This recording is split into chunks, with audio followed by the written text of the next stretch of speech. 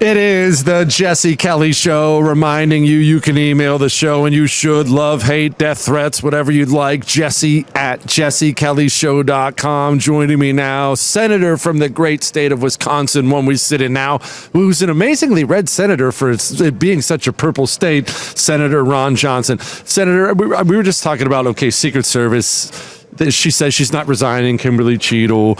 And it's more reflective of all of our institutions now in government. Once they become as corrupted as they are, they only exist to protect themselves. They don't exist to protect the president or FBI to solve crimes. It's only to protect the FBI or protect Secret Service. And that's why no one trusts them anymore. Well, welcome to Milwaukee. Thank you. Well, what has happened in the Biden administration is he has appointed so many department heads, agency heads who really aren't focused on the mission of their agency or department, but they're focused on DEI.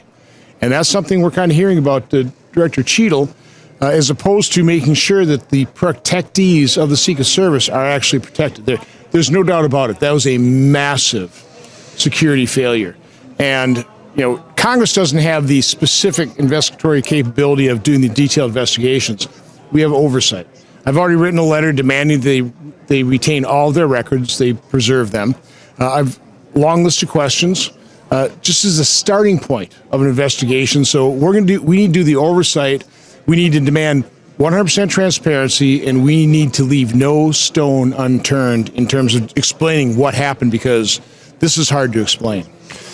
Can you explain Wisconsin? I bet you can explain Wisconsin, because I find it to be so fascinating. Every time I come here, everyone seems normal and, salt of the earth people, and the food's good. But then this place will go blue in a heartbeat. It'll go red. It'll go blue. I don't understand. Explain this place to me. So Charles Krauthammer gave a speech at Kohler one time that I attended, and he started out, he said, "You hear Minnesota nice?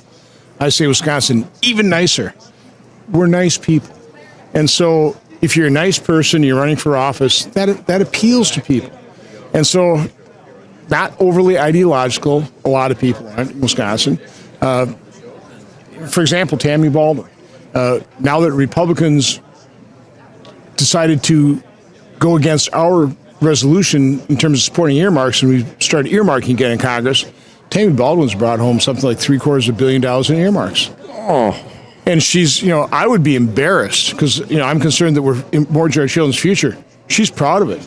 So she's all around the state. I got $1 million for this and $1 million for that. That's kind of hard to compete with. Okay, so how does someone like you keep getting reelected when you, to your credit, don't play that game? Because a lot of Republicans feel like they have to for just that reason. I feel like I have to get involved. I need a new Ron Johnson airport in town. How do you keep getting elected without handing out the goodies that's bankrupting the country? Well, first of all, I'm not overly bombastic. And whether people agree with me or not, they realize that what I'm telling them is, I believe is true. So I'm genuine, and that also has value to Wisconsinites. So, all right. So speaking of politics and bombastic, and the word unity and peace, it's being thrown around a lot. But what's the plan to get there as a nation, not as a Republican Party? Obviously, everyone's got unity and peace this week. We're all one big happy family around here this week. But for the country, I keep hearing unity and peace, and let's tone it down.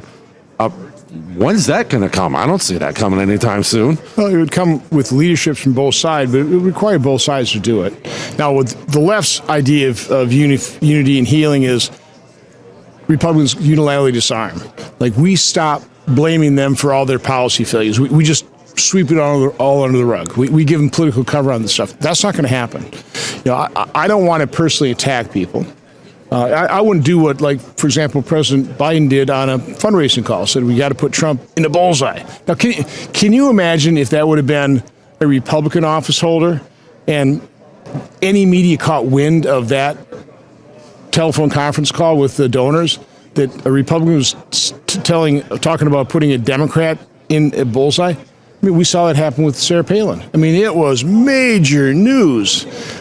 Not a peep. And even after the assassination attempt, I don't think the mainstream media is talking about that.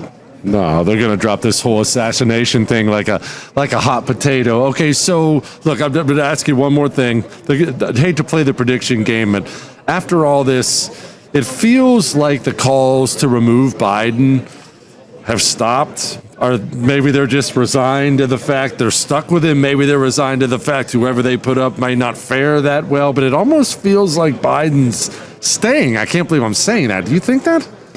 I don't know. I mean, I've been saying since last summer I had a hard time believing he'd be their candidate.